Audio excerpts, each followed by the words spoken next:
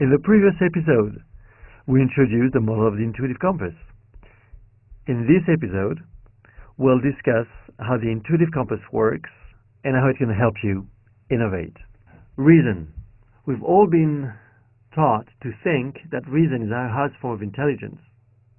That's how we've, graduated school. That's how we make progress in society. That's how we're selected to get jobs.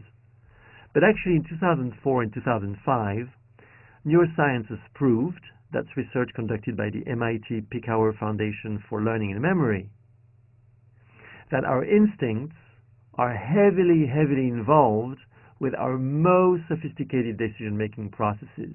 In other words, instinct is responsible for our smart decisions. There's enormous intelligence in instinct. So the thing is not to oppose reason and logic to instinct, but much more to establish a dynamic relationship between the two. All right, the other thing that's really important to get is that in business, we're very focused on getting things done. We're really motivated to get results. But you all know the Buddhist saying that goes, well, it's really not about the destination, it's about the journey. And why is that? Because if you only focus on the destination, then you miss out on the journey. And if you miss out on the journey, you really don't see new things. You don't discover new ideas, new elements. So in business, at a time when we really want a lot of creativity and a lot of innovation in our organizations, we need to allow play. We need to allow the playful aspect of the journey. We need to allow people to go through the creative process of discovering new things in order to come up with new business solutions and innovate in ways that are powerful and helping organizations win market shares.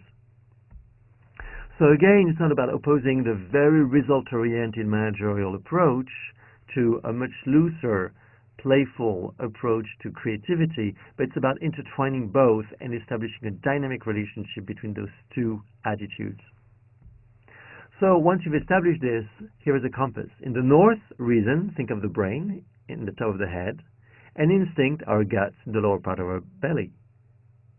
In the south.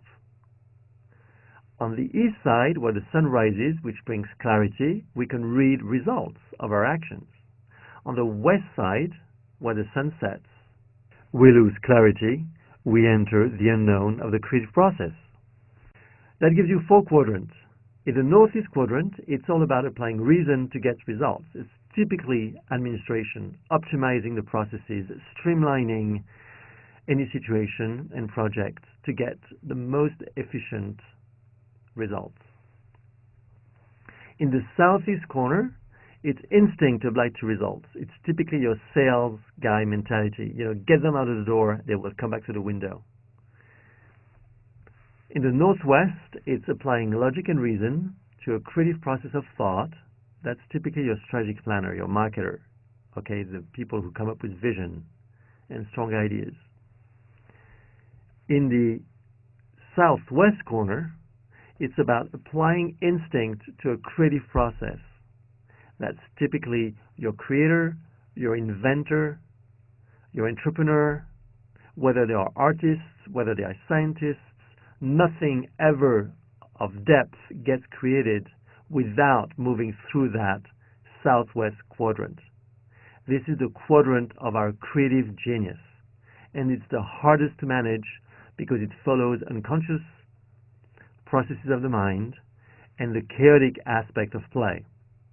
So the whole challenge is, how do I foster a culture of the southwest quadrant in an organization that at the same time needs processes, structures, guidelines for efficiency, and of course delivering results all the time.